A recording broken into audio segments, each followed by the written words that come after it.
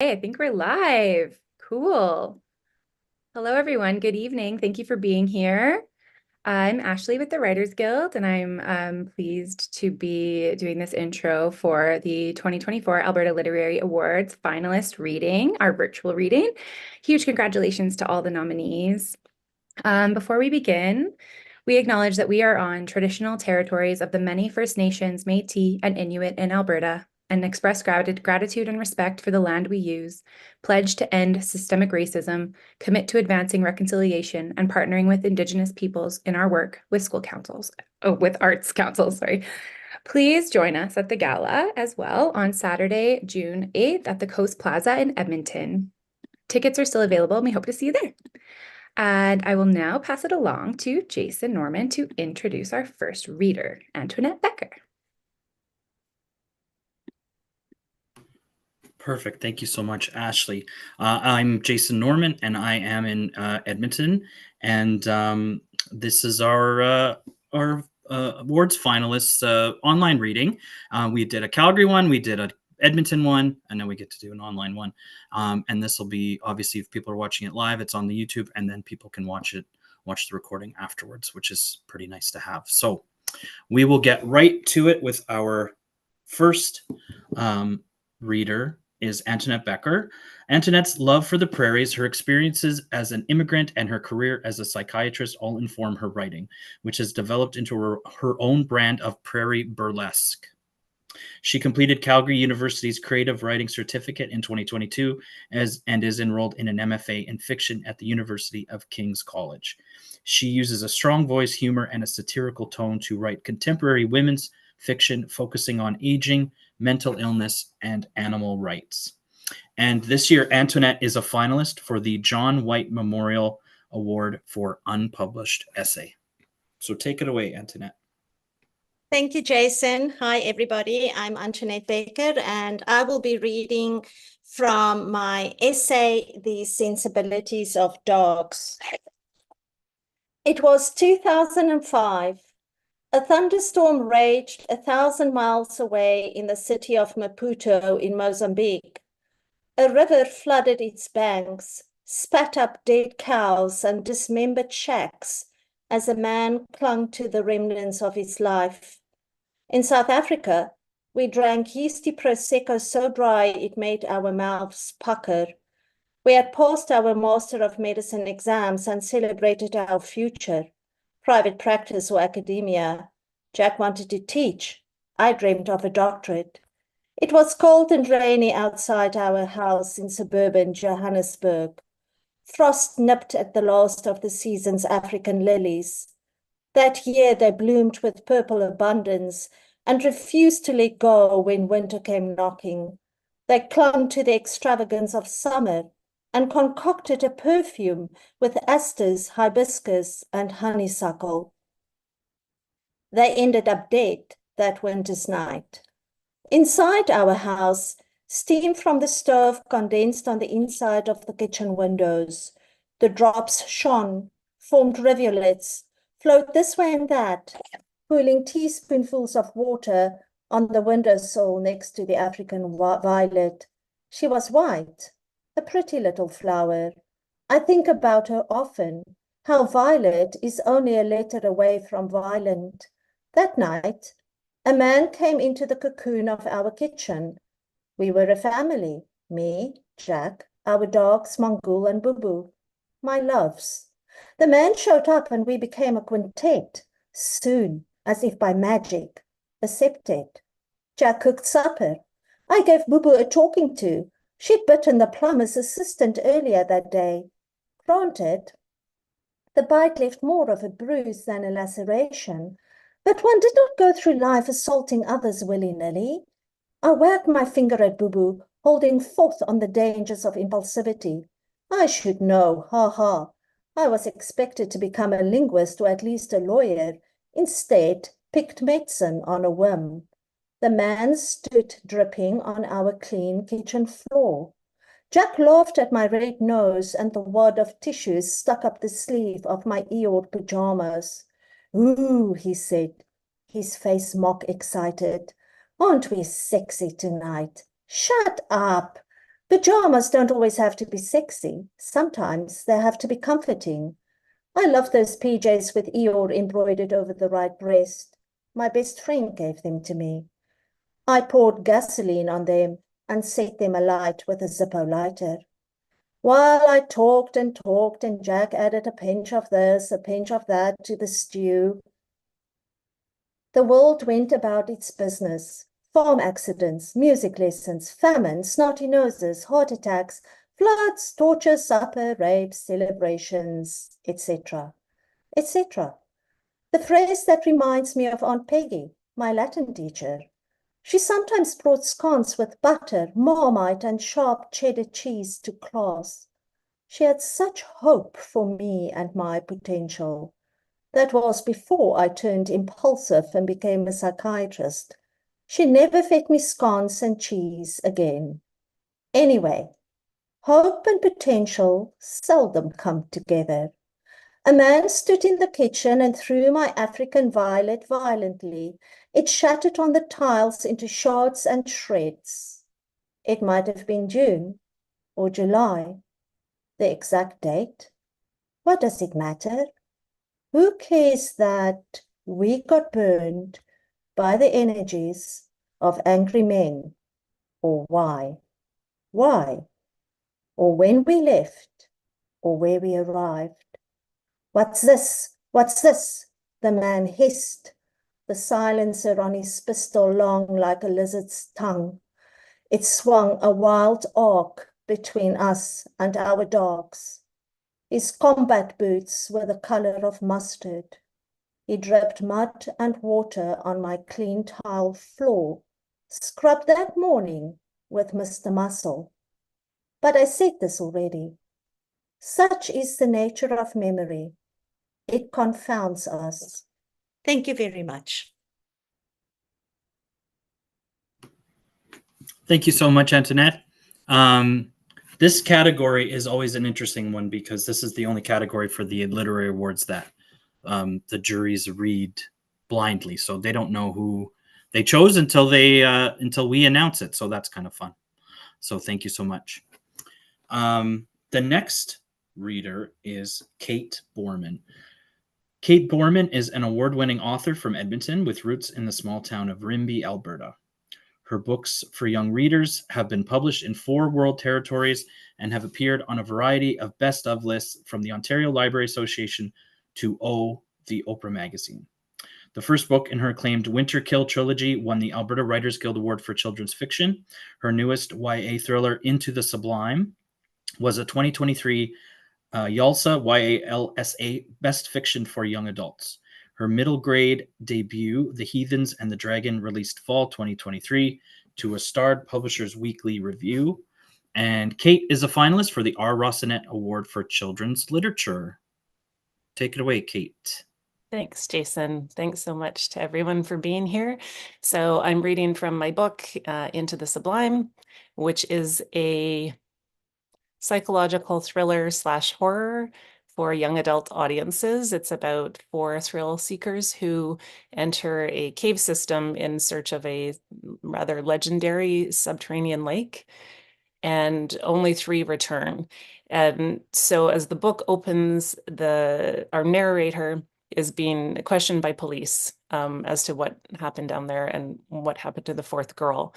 But before that, we have an image, and then we also have an email from that girl who gets questioned, who narrates the tale. So that's where I'll start. I'll just start at the beginning and go from there.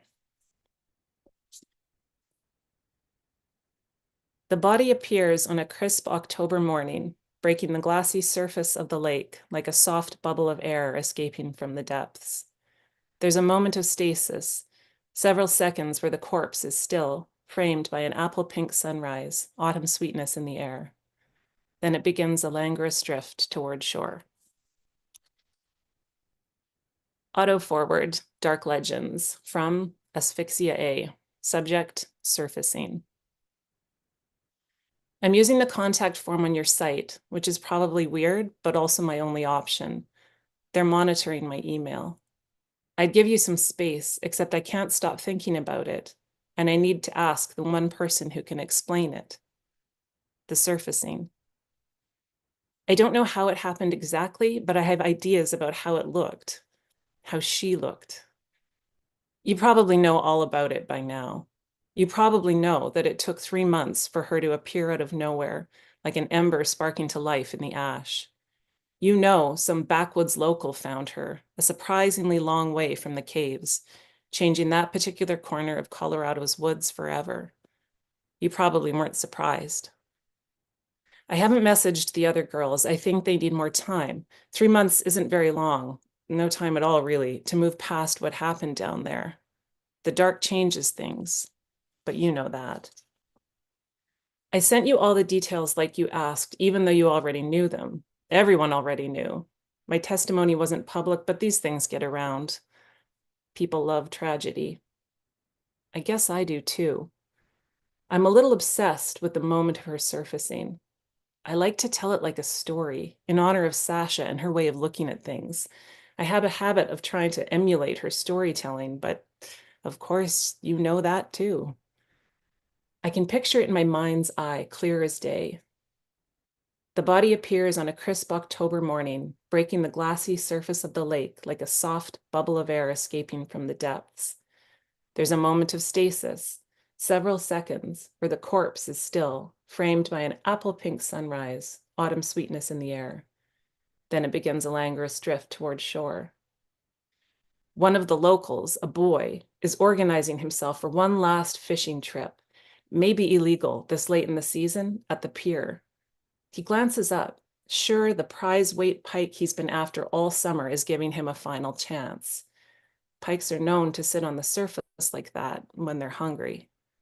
He dials his brother in his excitement. Get down here quick, but pauses when he looks again. No, not a pike. No fish at all. Call Dad. In a half hour, all of Upward Junction, population 38, is gathered at the water's edge. The body has come to rest against the wooden pilings, face up, bobbing like a sun seeker on a pool floaty in mid-July. Hair drifting like a silken, seaweed-colored cloud, skin luminescent in the morning sun. A shapeshifter, morphing from the grotesque to the sublime. The crowd is perplexed. She isn't one of theirs, isn't from around here. And with one road into Upward Junction and no visitors in days, there's only one way she could have arrived. The confluence, the hidden source that feeds their lake. She's emerged from that underground river, which means she's been beneath the mountain and traveled a long way, miles maybe, to grace this shore. They call the cops and wait. No one dares touch her. No one dares disturb that repose. When a white patrol car finally crunches across the gravel, it's 1:45. Deputy Vargas didn't receive the message for the better part of an hour, and Meeker is a 20-minute drive down the mountain. She steps out of her cruiser, shading her brow against the Colorado sun, and eyes the residents of Upward Junction on the shore. Her small, strong frame moves with purpose as she starts down the bank. She stops shy of the crowd, a pressed lip nod indicating she has, unfortunately, been waiting for this. She takes a breath to ask them to disperse, give her room. Upward Junction isn't nearly as remote or unlawful as the spot the girl disappeared, but authorities aren't common around these parts. These people are bound to linger, gossip, maybe even give Vargas a hard time on account of her being an outsider. But the resignation on Vargas's face, young girl, go on now home, I'll handle this, cracks when the residents step back to give a view of the body. Her eyebrows knit as she leans forward to peer closer, then shoots skyward. Her face drains of color, disbelief, a stunned pause, and then she fumbles for her cell phone. At least, I like to imagine it that way. Vargas is the deputy who handled the investigation and my arrest. It makes sense for her to be there. She's there, and she's rethinking everything I told her that day. But I can't quite picture what happened after that. It's ghosting around my thoughts, slippery and unformed. It's there, waiting for me to catch hold, see it, understand. I don't blame you for anything. I made my choice and I take responsibility for that. I see now how alike we are and how very different. But I do want to understand. Help me understand. What happened when she surfaced? Amelie. Thanks for listening. Thank you so much. That sounded really good. Our next reader is Jennifer Bowring Delisle. Jennifer Bowring Delisle is the author of 3 books of lyric nonfiction and poetry: Micrographia 2023, Deriving from 2021, and The Bosun Chair 2017. A new collection of poetry, Stock, is forthcoming in 2025 with Coach House Press. She is also on the board of New West Press, and she lives in Edmonton in Treaty 6 territory. And Jennifer is a finalist this year for the Alberta Literary Award for Memoir. Take it away, Jennifer. Thanks, Jason, and thanks to the Writers Guild of Alberta. So I'm going to be reading from Micrographia, which is a collection of lyric essays. It's about becoming a mother at the same time as losing my mother. The piece I'm going to read tonight, it's a short piece, and it's more about the first part, more about motherhood. And just a heads up that it references in kind of a general way rape culture, but there's no specific violence being depicted here. It's called Okay. When my son was barely old enough to speak, he came down with a stomach virus. All night he vomited, wailing, "I'm okay," between heaves. "I'm okay." It was not a reassurance, it was a plea. I had given him these words. Every time he fell, I comforted him in a sing-song voice. "It's okay, you're okay." I knew in my grown-up brain that the cut would close, that the goose egg would recede, that he was, in fact, okay. I meant to comfort him and myself. But it was a kind of plea then, too. What I knew in my brain, I didn't always know in my pounding heart. A little older now, and he knows the names for most of his feelings, and he is learning how to read them, learning that each letter on the page is a sound, that together the sounds make the words. But he has read the books before, completes the sentences with what he thinks is there. Sharks have lots of teeth. The very sharp teeth. I show him the world the way I show him pictures on my phone, snapshots we can scroll through. A shot of beauty, a shot of silliness, a blurry glimpse of filtered pain. If someone tried to hurt me, I would just hit them. But that wouldn't solve it. You have to use your words. Sometimes bullies are really just lonely. Maybe you could try to be his friend. Is this really what I want to teach him? When my child has a nightmare, do I tell him it was only a dream? Or do I tell him, I understand, you are afraid. I am afraid. He is listening to the radio, learning the language of the world between the music. He absorbs justice. He absorbs Supreme Court. He knows the word hearing. It is what his ears do.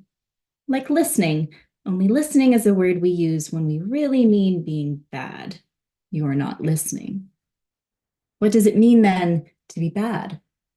We tell him, you're not bad. You sometimes do bad things.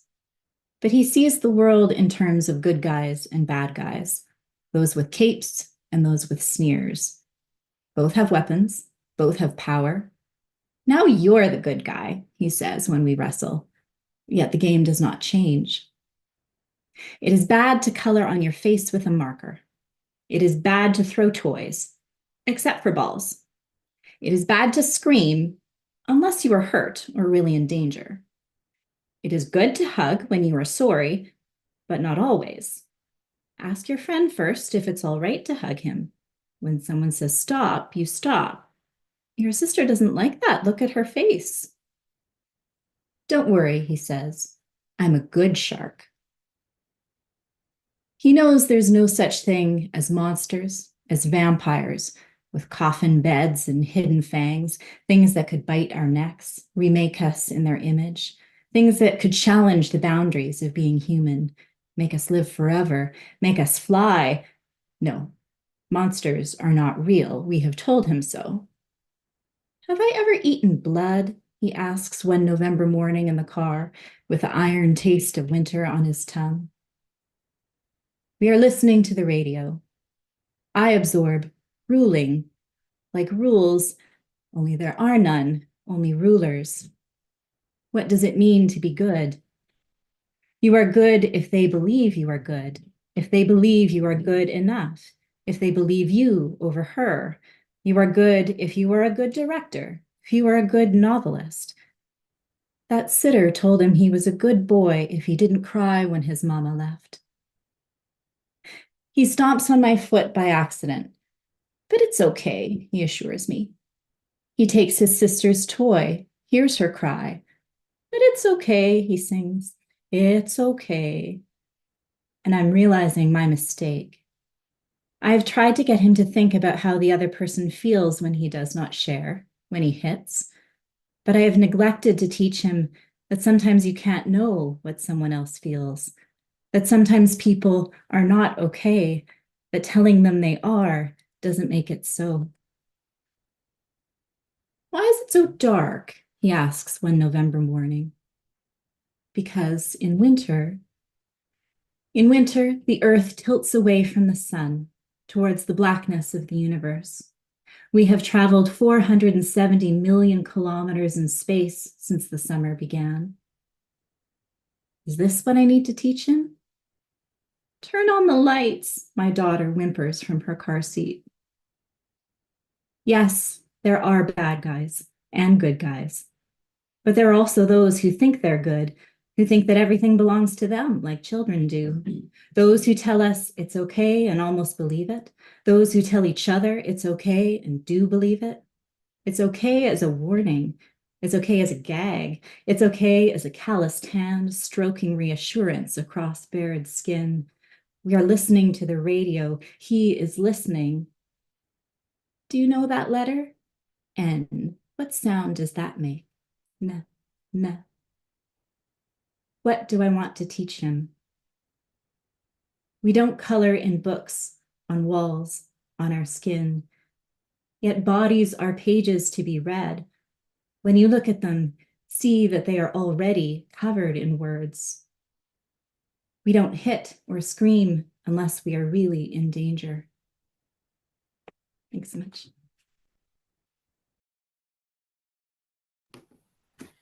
Thank you so much. That was great. Thank you. Our next reader is Natasha Dean. Guyanese-Canadian Natasha Dean is a best-selling author with novels for kids, teens, and adults, and she's a recipient of the Queen Elizabeth II Platinum Jubilee Medal. Her novel, In the Key of Niragani, won the Amy Mather Teen Book Award, and her most recent YA title, The Signs and Wonders of Tuna Rashad, was a Globe and Mail's Top 100 Books for 2022. When she's not writing, she teaches Introduction to Children's Writing with the University of Toronto's SCS and spends an inordinate amount of time trying to convince her pets that she's the boss of the house. And you can find Natasha on natashadean.com. Natasha, take it away. Thank you so much. Thank you for joining us, friends. So I was also at the Audrey's reading, and I was joking around with everyone that, you know, when you're a Guyanese kid, you grow up being taught that the ancestors watch over you, and they always are. They're looking to protect you and to, you know, help you live a good life. And so you must always be aware of your surroundings and your environment to see the signs and the messages that they send. And that this is a very, very good way to make children behave when you're not in the room with them.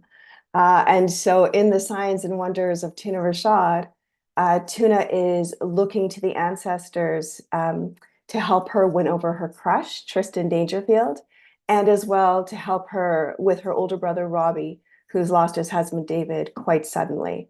In this scene, Tuna is racing from the rec center to the soccer field because she is absolutely determined that she is finally going to ask out Tristan.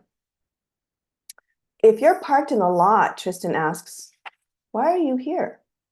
The world stops so suddenly, I feel its anti-lock brakes engage and the seatbelt snap across my chest. It's painfully obvious from the tilt of his head that now is not the time to confess that I came racing out here to meet him. Even in my head, that's solidly in the creepy girl section of behavior. I thought I left my sweater out here. The lie is out of my mouth so fast, I'm amazed my tongue was able to form the syllables. Up in the heavens, I'm sure the ancestors are doing rum shots and shaking their heads at how I waste the chances they send my way. What color is it? He turns to the kids. Did anyone see a sweater? He spins my way. Color? Okay, I've studied enough screenplays and movies to know that this could be one of those small moments that snowball into wild hijinks, slapstick, and misunderstanding. Fine, but I'm more of a regular rom-com kind of girl, and I think Tristan is too. Under no circumstances am I going to allow for any off-the-grid shenanigans. It's fine, I say. I don't see it out here.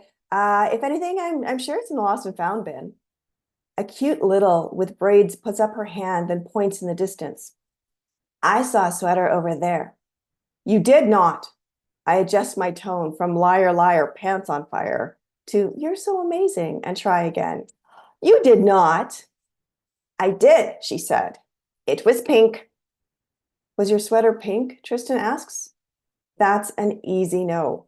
Not only am I decidedly not missing a sweater, even if I were, it wouldn't be pink. I can't stand that color. So why do I suddenly hear myself saying, yes, it was, as though I'm in a remake of The Body Snatchers? Me too, says another little. I saw it. Me too. Suddenly, everyone's seen the non-existent sweater. I'll get it. A little girl jumps up. Shenanigan alert, shenanigan alert. No. Everyone said, I'll go and look for it, I say. But this is a good moment for us all, right? About paying attention to where we leave our stuff. That gets me serious nods. Bless little kids and their default programming that makes them think anyone older somehow possesses the wisdom of the ages. I turn to Tristan. Sorry, I'll let you guys go. My haste in leaving has less to do with manners and more from the worry that he's going to ask about the sweater. Sure, thanks, he says. I spin from him looking for my flip-flops, get my feet caught in the hem of my dress, and pitch forward. There's a moment of stumble, then his arm is around my waist, pulling me upright. Our eyes lock. You okay? He asks. I nod and a few of the kids giggle. Tristan and I exchange a smile, and there's something in his eyes. A flicker, a twinkle, a chance. I have a chance with this guy. And sure, the heroine falling and being caught by the hero is both cliche and wildly overused in movies, but sometimes you gotta go with the trope. Especially when it moves the story along, and especially because this is life, not art. If this was a movie, for sure I'd have on makeup and the lighting would be way better. Plus, there's a good chance that my ancestors have given up on giving me any chances that are truly unique. Knowing them, knowing me, they've probably opted for the tired and true cliches until I prove myself worthy of creative opportunities. I'll take it. Both they're watching over me and getting another chance with Tristan. Thank you so much. So you're saying there's a chance. Thank you so much, Natasha. People could have figured it out, but I forgot to mention that this year you are a finalist for the R. Rossinet Award for Children's Literature chapter book, along with Kate. And thank you again for the reading. Next up, we have Julie Sedovy. Julie Sedovy is a writer and linguist whose love of language extends to many literary genres and whose work often intertwines aesthetic and scientific perspectives. Her publications include 3 books of nonfiction, a forthcoming children's picture book co-authored with Suad Shahab, a non-boring textbook on the psychology of language, and an edited volume of personal essays co-edited with Rona Altros. She was a finalist for the W.O. Mitchell City of Calgary Book Prize and for the Eggleston Award for Nonfiction for her book Memory Speaks on Losing and Reclaiming Language and Self, and was the 2020 winner of the John White Memorial Essay Award. Her essays and articles have appeared in outlets such as Nautilus, the Literary Review of Canada, Scientific American, Discover, Politico, as well as in various anthologies. She is preparing to launch her genre-blending memoir, Linguaphile, A Life of Language Love, in October 2024. And this year, Julie is a finalist for the John White Memorial Award for Unpublished Essay. Take it away, Julie. Thank you, Jason. And thank you, everyone who is watching today. I'm going to be reading an essay that actually is from my forthcoming book. And as it happens, I just got the galleys a week ago, so I can actually read from a book version of it. The title of this essay is Prosthesis, and it refers to reading. Throughout the essay, I use the metaphor of a prosthetic limb to convey the idea that reading is really a linguistic artifact, something that we have to attach to ourselves from the outside. Unlike spoken language, or even signed language for that matter, we're not born with a capacity to read. It has to be quite painstakingly learned and taught. I spend some of the essay explaining why reading is such an unnatural cognitive activity. But the piece is also an ode to the transformational power of reading in my own life. And as I was writing it, I also had in mind some of the discussions that have been swirling around in the last couple of years around book bans. And I wanted to respond in some way to the impulse that some people have to try to control the reading experiences of children. I think as an impulse that's deeply misguided and really underestimates children. And I realized how incredibly fortunate I was to have grown up in an environment where not only was literacy actively promoted, but I had unfettered freedom to read. So I'm going to dive in about 2/3 of the way into the essay.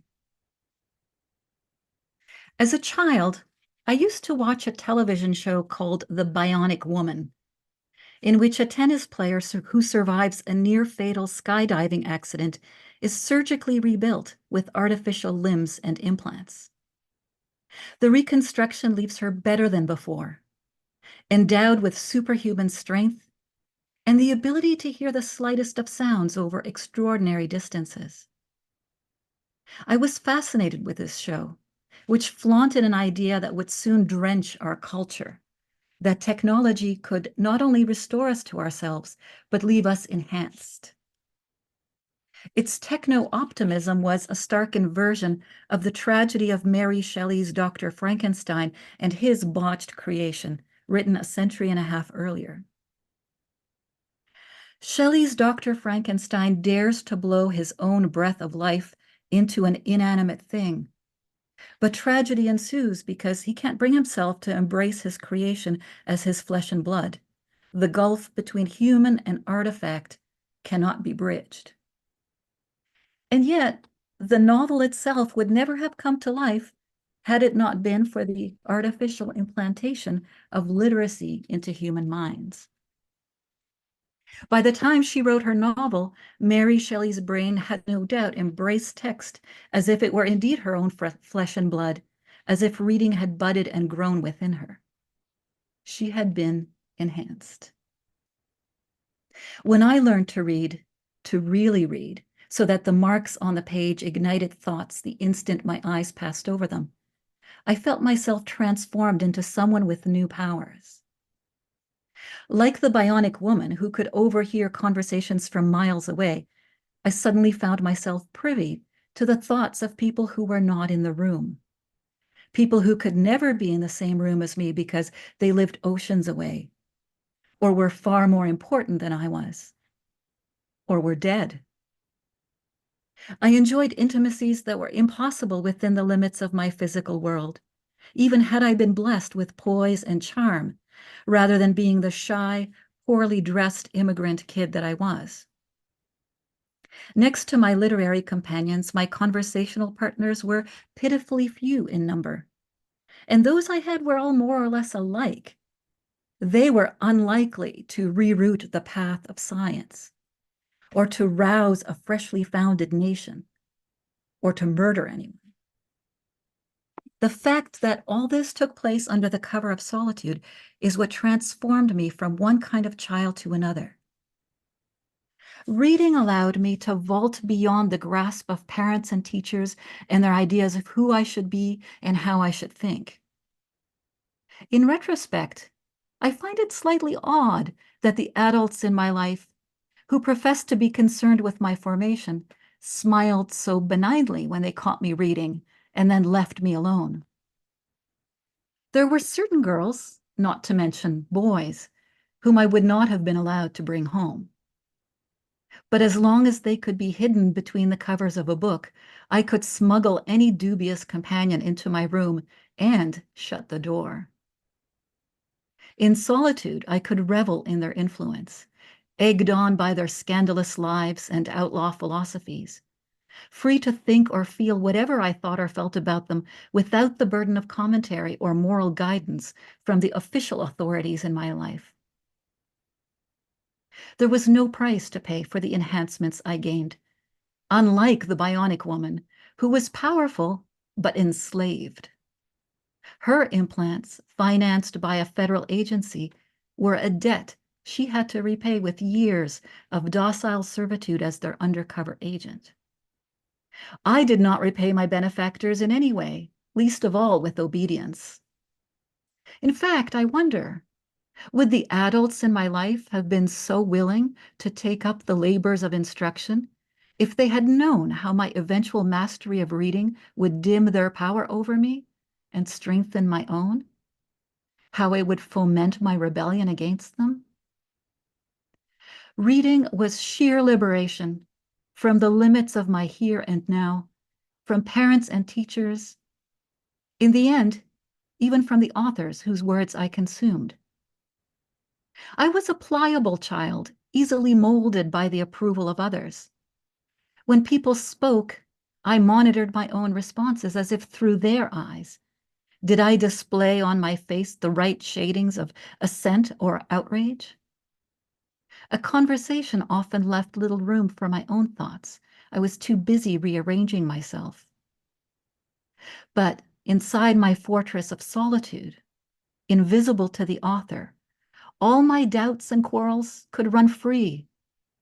There was no hardness of a bodily presence against my mind's soft clay.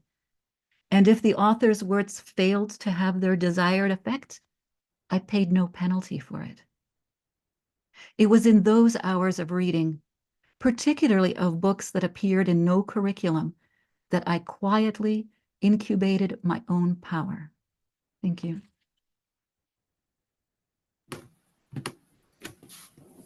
Thank you so much. Our next reader is José Thibault. José is a writer, translator, director, and actor. Born in Trois-Rivières, Quebec, she has been calling Edmonton home since 1994. She writes for the theater, film, television, web, radio, and podcasts. Her narrative voices are carried by her many alter egos as she delivers spoken word poetry and monologues on stage. Her solo performance, La Fille de Facteur, The Postman's Daughter, produced by L'Uni Theatre in March 2019, was featured at the Festival Zones Theatrale in Ottawa and toured in Alberta. José lives, loves, plays, works, and creates in both French and English. And José this year is a finalist for the Gwen Ferris Ringwood Award for Drama. José. Hello. Hi, everyone. Thank you, Jason. Thank you to the Writers Guild for including a book in French. This is pretty cool. I'm very honored to be amongst you wonderful writers. So as my bio said, La Fille du Facteur is not a typical play. It's kind of a hybrid type of writing, combining spoken word poetry, monologues, and more theatrical bits. So yeah, the postman or mailman, La Fille du Facteur, the mailman's daughter, that's me. So it's autobiographic. There's some words like that. It's just yeah, my father was a mailman in Trois-Rivières, and Trois-Rivières is also the capital of pulp and paper. and also the capital of poetry. There's a big international festival of poetry in Trois-Rivières. But my father, unlike most men in his family, he didn't work in the paper mills. He was a mailman. So he was delivering letters, paper. And I myself became sort of a femme de lettres later in life, and eventually a poet. So that's sort of the spark that inspired the story of La Fille du Facteur. Many themes and images are construct this narrative. So wood and trees, but also walking. As a mailman, he walked a lot, and I'm also a big walker, une flâneuse, un flâneur. So this is the story of me going back to Montreal after living in Edmonton for 18 years and deciding to come back to Edmonton because Edmonton was really home.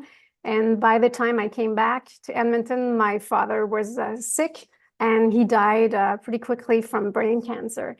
So I had all these stories and images, and the way I've been very nomad and between, Western Canada, Eastern Canada, and himself was more of a sédentaire, staying in Trois-Rivières, just walking, doing his work. So all these images and metaphors sort of inspired that story. I'm going to read just one fragment, and it's called La Fille du Facteur. So it's like the genesis of the story. It encapsulates pretty much all the themes and images of the play, of the piece. So it's called La Fille du Facteur. Mon arbre généalogique est une épinette boréale. Une épinette boréale arrachée comme une mauvaise dent à sa forêt coupée à blanc. Mon arbre généalogique est un conifère à pulpe empilé en rondins sur le bouclier canadien. Mon arbre généalogique est une pitoune dravée sur les flots de la Mekinac à la Wayagamac. Mon arbre généalogique est une pâte et du papier usiné, carton pressé, papier journal de la Canadien International. Mon arbre abattu par le bûcheron, surfé par le draveur, broyé par le machine operator de la Kruger. Mon arbre devenu papier, puis message codé, propagé par le facteur. Mon arbre, mes racines, ma souche, mon histoire, mon identité en marche vers l'ailleurs. Je suis la fille du facteur, une page blanche un peu bâtarde, une enveloppe de papier craft, mal léchée, un peu timbrée, une lettre à la poste trop affranchie qui a toujours voulu quitter sa capitale de la poésie. Je suis la fille du facteur, une exilée devenue femme de lettres, car semble-t-il que je suis poète, artiste de la parole ou bien auteur, mais bien malgré moi, comme tout le monde, je gratte de moins en moins de papier, je fixe plutôt des mots sur un écran d'ordinateur. Les forêts d'épinettes noires ont été décimées, les bio ne flottent plus sur le Saint-Maurice pollué. Les portes des papetières se sont refermées, même le métier de facteur est du passé.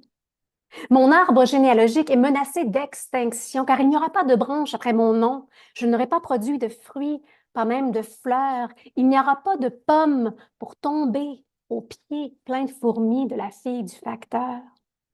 Mais je ne renie pas pour autant mes origines. Au bout de chaque orteil, il me reste quelques racines, comme celles des mangroves, qui me relient au lieu de mon enfance. Berceau de mon imagination féconde, quand je me prends les pattes dans les prairies, quand je plonge tête première en zone profonde. La fille du facteur est une marcheuse, un peu bohémienne, un peu flâneuse, car je n'arrête jamais, comme mon père, de me promener. Je fais ma run, je poursuis ma trajectoire, ma fuite vers l'avant, ma quête déambulatoire. Je sais d'où je viens, mais je ne sais pas toujours où je m'en vais. Et je continue d'avancer, une boussole à la place du cœur, car je suis la fille du facteur. Merci. Thank you so much. I was hanging on everything you said, and I was just trying my best, but that was fantastic just watching you read that. And it has been a while since definitely since I started working at the Writers Guild. I can't remember a French language finalist. We've had entries, but it's been a while since there's been a French language finalist, and I couldn't even tell you when the last one before this was. So it's pretty cool, and congratulations again. So we have Miyako Ochi. Ochi was scheduled to read, and she sends her regrets. And we also have Astrid Blodgett, who is she's on a writing retreat right now, I think, but she wanted to send something. She wanted to send something of her reading. So we're going to try a little video within a video in a second, but I will introduce Astrid's video with a short with Astrid's bio. So Astrid Blodgett is the author of the short story collection This Is How You Start to Disappear, and You Haven't Changed a Bit. Her stories have appeared in many Canadian literary magazines, in translation in Inostranaya Literatura, a Russian journal that publishes foreign writers, and in the Danish Royal Ministry of Education's English exams. Her first collection was short or long listed for the Howard O'Hagan Award for Short Story, a Relit Award, the Danuta Gleed Literary Award, and the High Plains Book Award for Short Stories. She is a co-author of Recipes for Roaming, Adventure Food for the Canadian Rockies. And this year, and she lives in Edmonton. This year, Astrid is a finalist for both the Howard O'Hagan Award for Short Fiction and also for the Short Story Collection Award. So now, through the magic of Zoom and Google and everything else at my disposal, we're going to hopefully share a video of Astrid reading one of her pieces.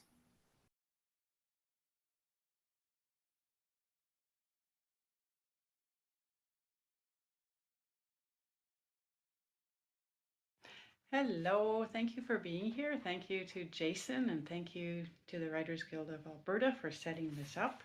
I'm going to read from my story collection. I'm reading from the beginning of the story called How to Read Water.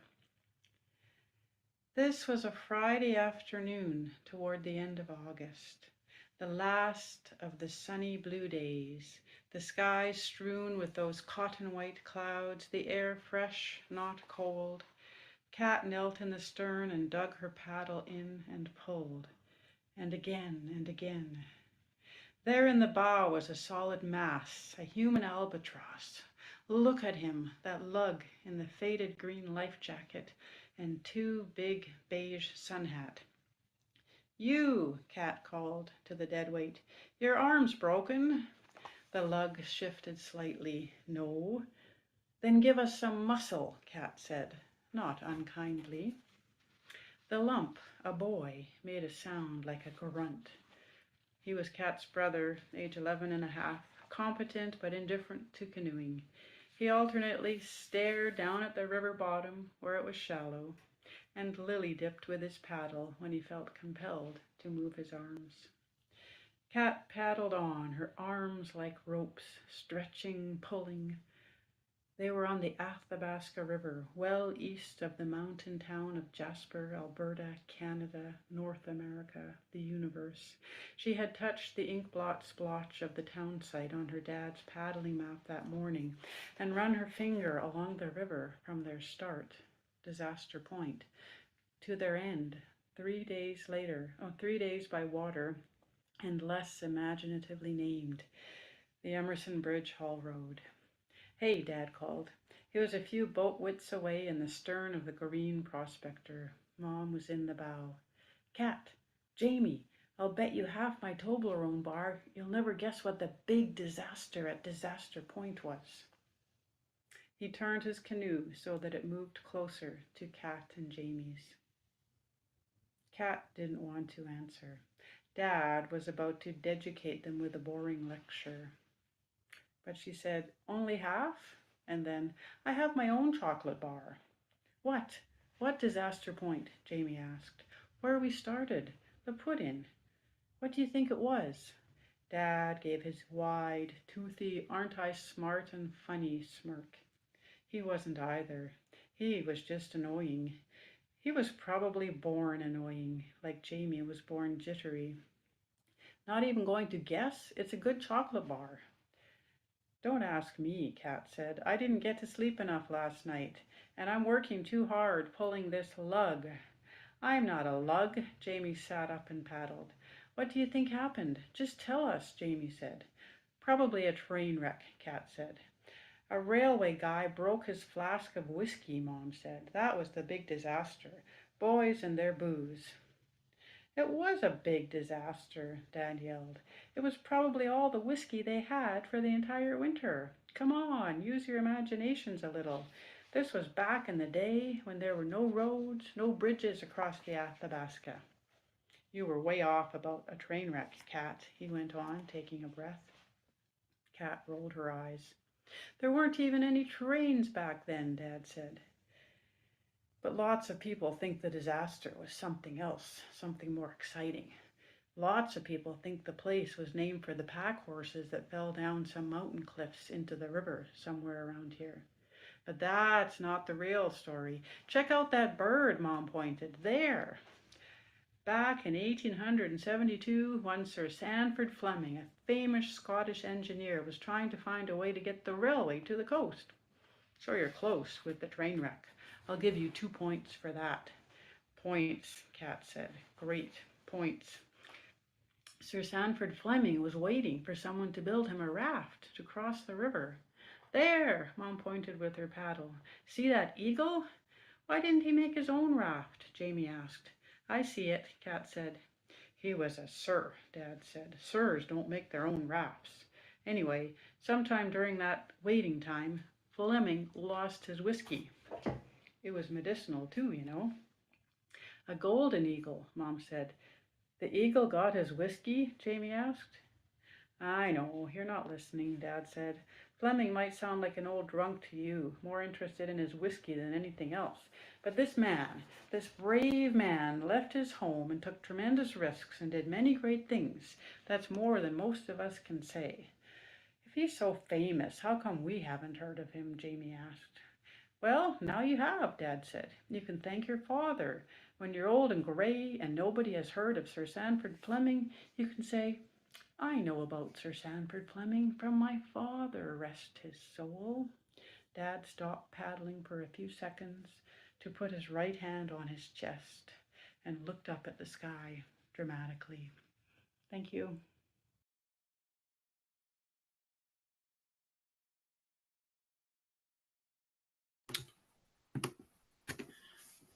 Well, it looked great on my end. If there was any technical issues, what we're going to do is we're going to upload the video to the YouTube channel, so it'll be nice and clear for anybody that had any technical issues of my video within a stream. So that is our final reader for the night.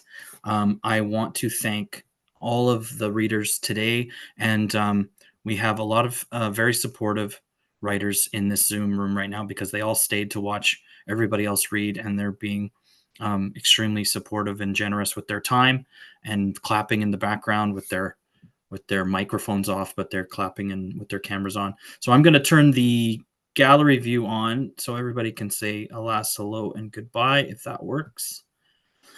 And it was fantastic to hear you all read. And like I said just a second ago, thank you very much for being so generous with your time this evening and for sharing your work in this way so that we can spread it online a little bit more for people that may have missed you in person for the last couple events that we did. We're very excited to see some or maybe all of you at the upcoming awards gala in June. And if we miss you, that's okay because we know where you live. And we can always find you on this video as well. But it was just great listening to you all, and thank you very much. And thanks everyone that was watching live with us and that watches this later on. So thank you very much. And I'm Jason from the Writers Guild, and Ashley's there. She's going to wave. And Congratulations, everyone. We can't wait to see you in June for the gala. Mhm. Yeah, Mhm. congrats. Okay.